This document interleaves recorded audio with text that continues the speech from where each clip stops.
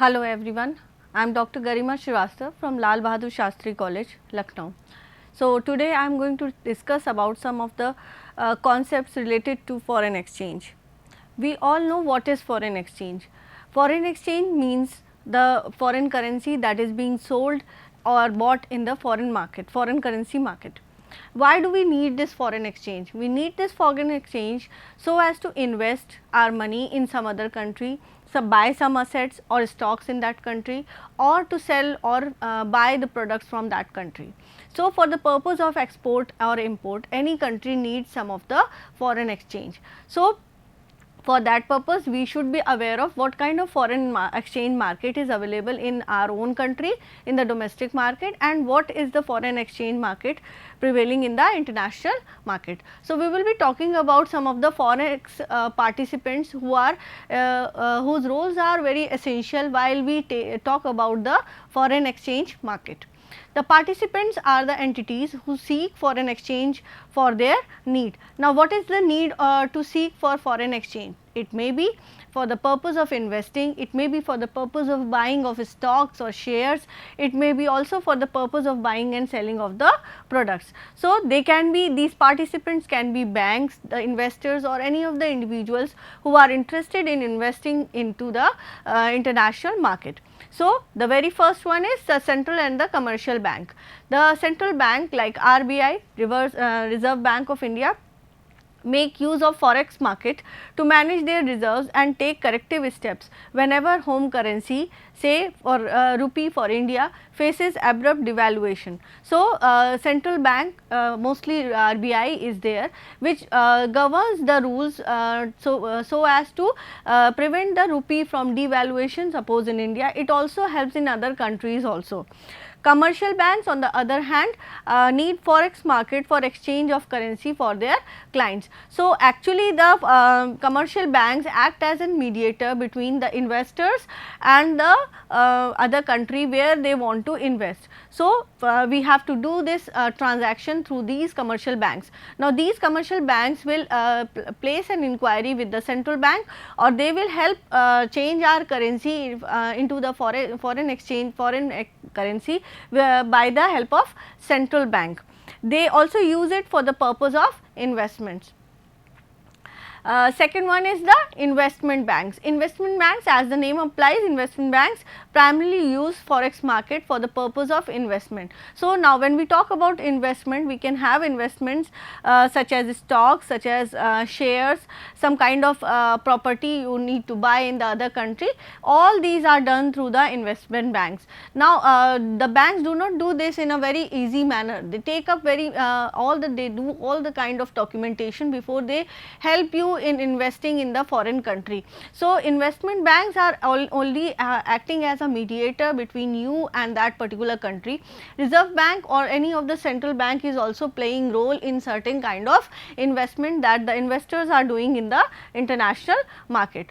Thirdly, we have the broker. Broker is like one in the stock market, works as a middleman between the two participants of a forex market. So, actually broker will only be helping as a mediator, he will be only serving as a server or a helper between two of the people, one an investor and other investor in the other country. So, between any of the two participants, the broker will be helping you out in the purpose of documentation or investing or buying or selling of any of the properties in the international market. Lastly, we have the individuals. Now, individuals are the people who seek forex market for the different purpose like investment. Now, these are the actual people who are interested in investing their money or their currency in some other country, because they are more futuristic in vision and they know how this money or currency or the property they are buying in the other country will increase growth. Then some of the important terms that are related to forex exchange. Now, the very first one is the exchange rate. We should all know what is an exchange rate. Exchange rate refers to the rate at which one currency can be exchanged with another. That means we should be aware of the actual amount of currency that the particular country is having and what it will be using for the exchange of the same country, same currency in the domestic market. Like for example, these days 73 rupees is exchanged for $1. Similarly, for other countries also we need to have this exchange rate. Why? Because whenever we are dealing in exporting or importing of the products or services from to and fro from these international countries, we are not dealing in one currency, we are dealing with other currencies also. So, for that purpose we should be aware that how much is the value of our rupee say for India and what is the value of this rupee against one particular currency, one unit of that currency in that particular country, say dollar for US. Secondly, if we say direct and indirect quotes, the quote is a way of expressing one currency in certain units in the other currency. So, 1 USD is equal to 78 rupee. This would mean that means $1 will give me in return 78 rupees, or in return of $1 I would get 78 units of Indian rupee. This is a direct quote. Direct quote are also known as home currency. Now, we also have indirect quote. Indirect quote, the foreign currency is variable while home currency is fixed. That means whatever the units we are using in the home currency, they are fixed in indirect quote, but when we are talking about these units in other country, this will fluctuate, this will variate according to the different conditions in that particular country. So, we can have at the same time both the kind of quotes while we are exporting or importing our products, or while we are investing in some other country. Third one is the cross rate mechanism. Sometimes in a particular market we might get a quote between two currencies, we need to exchange them. In such case we make use of cross rate mechanism. Therefore, we make use of currencies having quote with both of the above currencies. The most common example is that of USD. Now, cross rate mechanism will help you when you do not have a particular set standard for any of the exchange of the currencies. So, for that purpose we will get a quote between the two currencies and we need to exchange. Suppose for example, we need to exchange pound and dollar. Now, there may be some kind of indirect quotes in between due to which we will not be able to actually calculate what is the actual exchange rate. So, for that purpose we take into the consideration cross rate mechanism. This will help you to get a quote between two currencies, and through this quote you will be able to convert these currencies between the two countries. Therefore, we can make use of a currency having quotes with both of the above currencies. The most common example is the US dollars. Now, the fourth common important term is spot rate. What is a spot rate?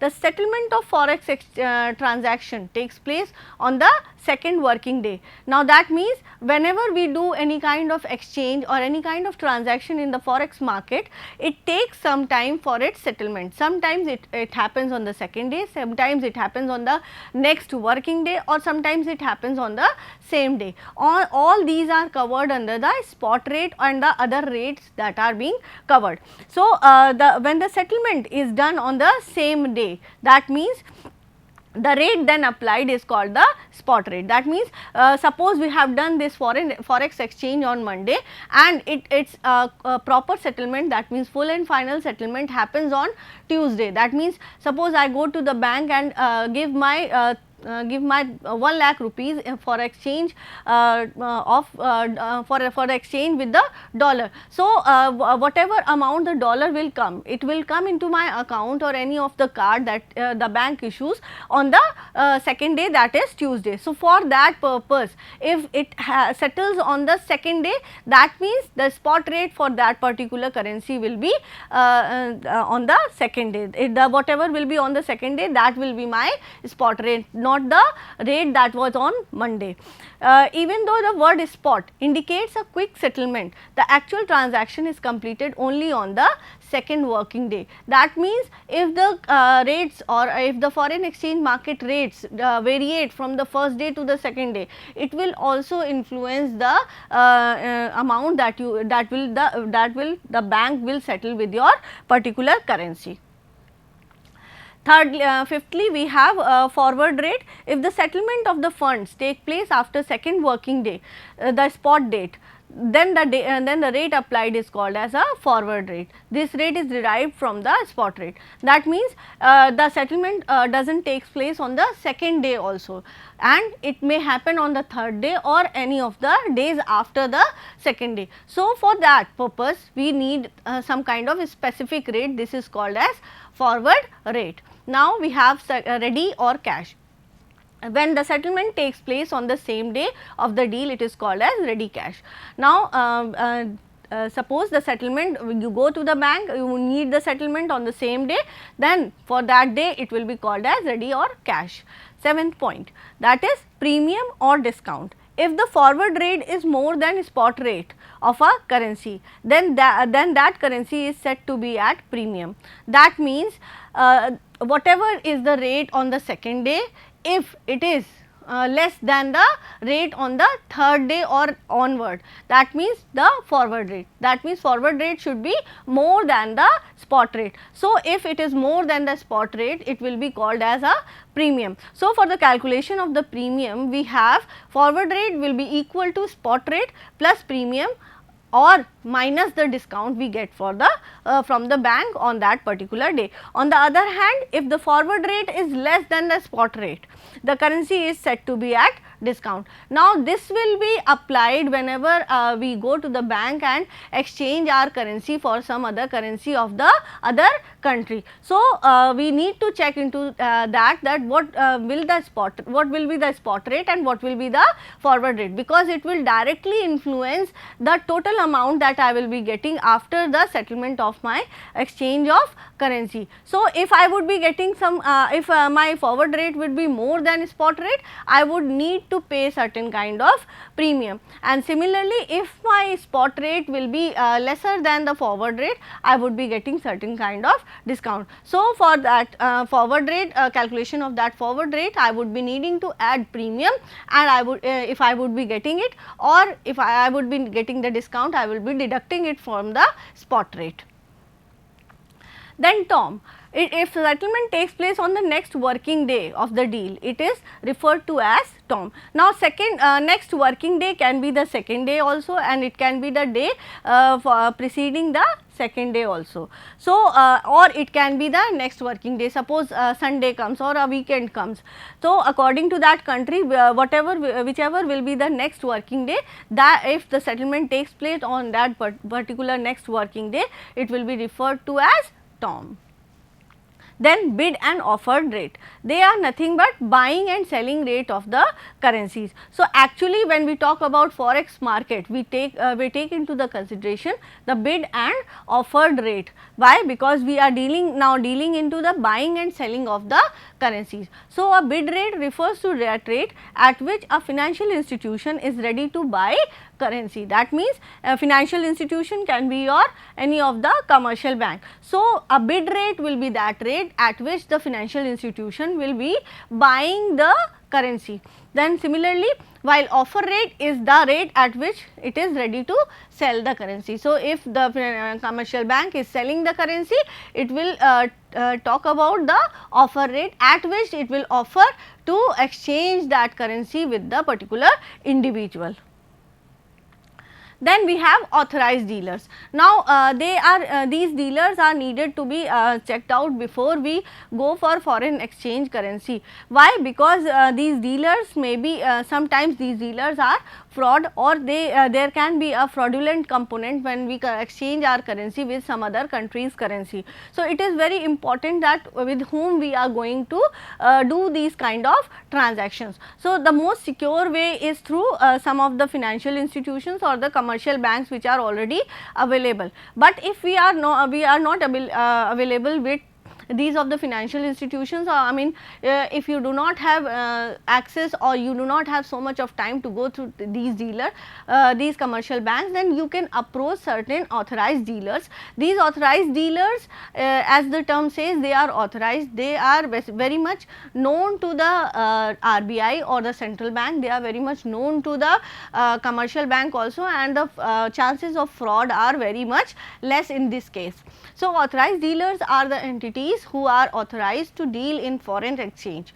They are basically financial institutions who have been allowed to undertake transactions pertaining to forex by RBI. They have been divided into 3 categories. So, they are divided into 3 categories, category 1, 2 and 3. So, the very first category refers to the financial institutions that are authorized to handle all types of forex exchange. That means, they are divided into category means their functions and their processes are divided according to the category they have been given. That means, all the kind of financial institutions or authorized dealers cannot do all kind of transactions related to forex market. Now, for that purpose we need to see what kind of transaction I need to do with that particular financial institution. So, the category 1 will do all the kind of transactions.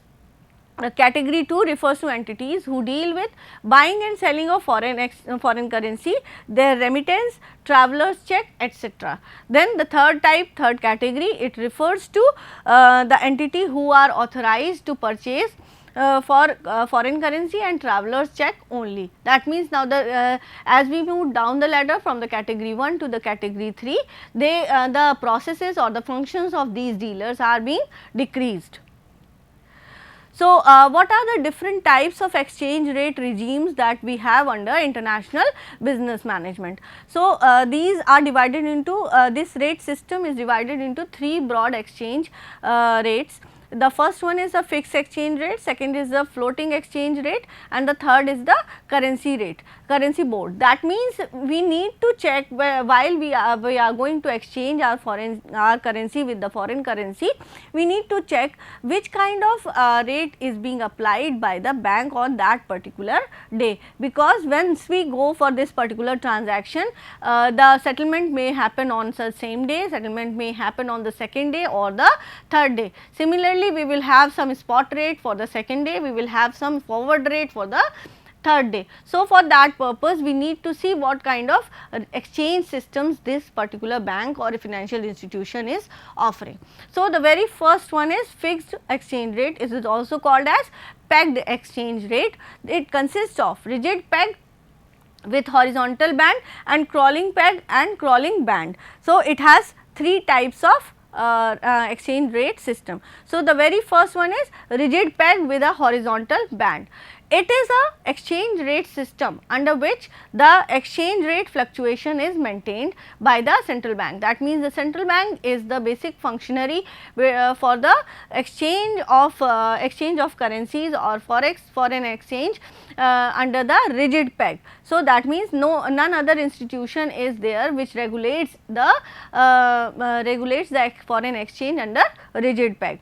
So, central bank within a range that may be specified. Now, for Iceland or not specified, such as in Croatia.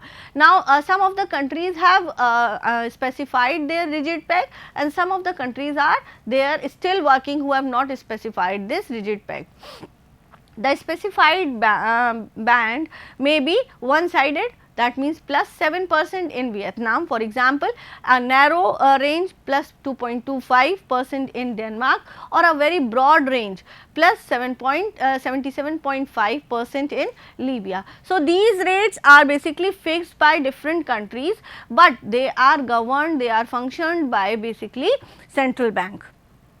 Secondly, we have crawling peg. The par value of domestic currency is set with reference to a selected foreign currency or precious metal or currency basket and is reset at intervals according to the preset criteria such as change in the inflation rate. Now, crawling peg moves or its par value of the domestic currency moves as per the rate or inflation rate moves. That is why it is called as crawling peg. That means, it may variate with some of the changes in the criteria which influence the exchange rate. So, with those criteria or with those factors which influence the exchange rate, the peg also changes, and for that purpose the par value of the domestic currency also changes. The third one is the crawling band, that means it is neither rigid, it is neither crawling, it is neither variating, there is a band given and the change will take place within this particular band only. So, the domestic currency is on a crawling peg which is maintained with a range, that is a band, that means they will decide on a particular band and this peg or currency exchange will take place in this particular band only. Now, we talk about floating exchange rate. This is this consists of managed float and free float. That means we talk about variating rate, or we talk about when the rate of exchange this foreign currency changes from one day to the other, or it keeps on changing on the day to day activities. So, when a country has its own currency as a legal tender, it can choose between three broad types of exchange rate systems, that is a country can choose a rigid peg or a crawling peg or a band. Again, within each peg it can choose to have a horizontal band within which its exchange rate would be permitted or fluctuate. That means we can have the crawling band also, within which this exchange rate will be permitted or it can be fluctuating within this particular exchange band. Within the floating exchange rate system, a country can choose a free float or a managed float. That means now if it keeps on fluctuating, if it keeps on variating from one percentage to the another, now the countries can use free float or managed float. The main source of exchange rate system followed by any country is the IMF's, that is International Monetary Fund's annual report on exchange rate arrangements. Now, we talk about what are the managed float and free float or a clean float. Now, managed float, as the name suggests, the country can manage this particular percentage of exchange rate of the foreign currency. The floating exchange rate or flexible exchange rate is the opposite of fixed exchange rate. The market forces determine the value of the domestic currency against a selected foreign currency. That means whatever are the forces in the market, in the domestic market, they determine the value of the domestic currency against the foreign currency. That means this will be managed and it can be done by the government of the same country. The managed float, it is also called as a dirty float, because the countries can manipulate this percentage according to their own need. Is a floating exchange rate in which the monetary authorities influence the exchange rate. That means it has a managed float has too much of influence on the currency or the exchange rate through direct or indirect intervention without specifying the target exchange rate. So, India is on a managed float, it is a very good example. Secondly, we have a free float or a clean float. So, of course, it is called as a clean float. That means over here the currency or exchange rate is not determined through domestic market, it is determined by the demand and supply of the currency. That means whatever is the actual number of demand and supply of the currency, it will be determined accordingly. So, thirdly, we have the currency board. That means we have flexible exchange rate, we have floating exchange rate, now we have currency board. The central bank of the countries promises to convert domestic currency for a predetermined number of units for a specific foreign currency. In order to fulfill this promise, the central bank has to hold foreign exchange reserves in the selected foreign currency. Now, when it does so, it creates, whenever the central bank holds the foreign reserve for a selected country of a selected foreign currency, it has to do it through a currency board. Usually, government decides to adopt a currency board when the holders of the domestic currency lose confidence in it as a medium of exchange triggered by rampant inflation, inbringled government debt and recession. A currency board is expected to restore faith in the domestic currency. The first currency board was set up in Mauritius in 1849. Hong Kong has a currency board since 1983 when its currency was linked to US dollar. Similarly, we talk about Argentina. Argentina chose the currency board in 1991 and Bosnia in 1997. Argentina's currency board promised to convert each peso into US dollar. That means now they are all continuously adopting, these countries are continuously adopting the currency board so as to bring in the faith of their own domestic currency. The central bank held only 66% of the peso as the dollar reserves when it should have hold the 100%. Now, we have some of the differences between the flexible and the fixed exchange rate. First of all, I can talk about advantages of flexible exchange rate. It permits quicker adjustment in the exchange rate to changes in the macroeconomic factors such as inflation rate, growth rate and interest rate. That means, these three are the specific factors which influence the flexible exchange rate. Now, it will permit a quicker adjustment when we have all these factors properly calculated by a country. There is less likelihood of currency overvaluation, so the country's growth prospects are bright. Now, that means you will not be over evaluated by your own currency or a foreign currency, and you will get a proper figure through which you can get the growth prospect for your own country. So, when we talk about the disadvantages of flexible exchange rate is high, the risk is very high due to greater volatility in the short and long term, because flexible exchange rate, it keeps on changing, it keeps on variating. So, it creates a higher risk for the investors. This makes exchange rate forecasting extremely important as well as difficult. There is a tendency for capital inflows through foreign portfolio investment and hot money. Then thirdly, we can have imports and overseas debt repayments are adversely affected by the depreciation of the domestic currency. Now, when we talk about fixed exchange rate, it also has certain kind of advantages or disadvantages. When we talk about advantages, there is a stability in the exchange rate because it always works on a particular exchange rate, and these rates only change whenever the factors influencing this exchange rate change. Then secondly, capital inflows through foreign direct investment are higher because there is no exchange rate volatility. So, foreign direct investment is a desirable capital inflow due to its stable and long term nature. Inflation rates tend to be lower and therefore, real interest rates are higher. When we talk about disadvantages of fixed exchange rate, we can have exchange rate does not reflect macroeconomic changes. The entire foreign exchange entering and leaving the country has to be converted at a fixed exchange rate. So, some kind of punitive actions are also taken when we contravene these rules. So, it is very important to understand what is the difference between the flexible exchange rate and the fixed exchange rate whenever we are doing business in some of the other international countries. So, these common terms, their terminologies, their effect, influence on the domestic currency as well as the currency we are dealing in that particular international country. While we go for imports or exports, these rates are very important. So, these rate regimes can be understood by an individual at his own level. All the information can be gathered from the central bank as well as the other financial institutions. There are other assistance institutions are also there who will help you to gather information, be aware about this information, how these exchange rates change. So, so as to help you export your product from one country to the another.